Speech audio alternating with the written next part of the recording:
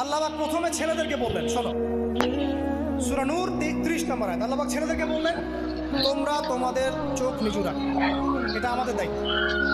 প্রত্যেকটা ছেলের দায়িত্ব বেগানা মেয়েকে দেখলে চোখটা কি করবে, নিচু। তাহলে আপনি সিডিউসড হবেন। 2 নাম্বার, আল্লাহ পাক আমাদেরকে বললেন, তোমরা তোমাদের লজ্জাস্থানকে হেফাজত করো। কাদেরকে? আমাদেরকে, মানে ছেলেদেরকে। প্রথমে আল্লাহ পাক ছেলেদেরকে বললেন, চোখ নিচু করে রাখো, লজ্জাস্থানে হেফাজত করো। ঠিক আছে? সূরা বানী ইসরাঈল আল্লাহ পাক বললেন, জিনার ধারের কাছেও যেও না, ধারের কাছেও যেও না। আল্লাহ পাক আরো বললেন, যদি কেউ জিনা করে ফেলে সূরা নূরে, তাহলে তাকে 100টা বেত্রাঘাত করতে হবে। কয়টা? 100টা, এবং 1 বছরের জন্য তাকে বহিষ্কার করতে হবে। আল্লাহ পাক শাস্তিও দিয়েছেন, শুধু তাত্ত্বিক বিধান দেন নাই, শাস্তিও দিয়েছেন। কারণ শুধু তাত্ত্বিক বিধান কি হবে? আমি যদি ওয়াজ করে বেড়াই, ভাই মদ খায় না, মদ খায় না, কোনো শাস্তি না অ্যাপ্লাই করি, তাহলে কি মদ খাবে মানুষ?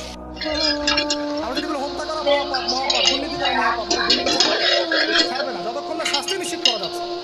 আল্লাহ পাক তাত্ত্বিক কথা শুধু বললেন না, শাস্তিও নিশ্চিত করলেন।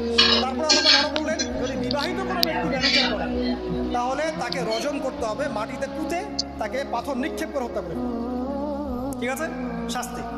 এরপরে দেখেন আল্লাহ পাক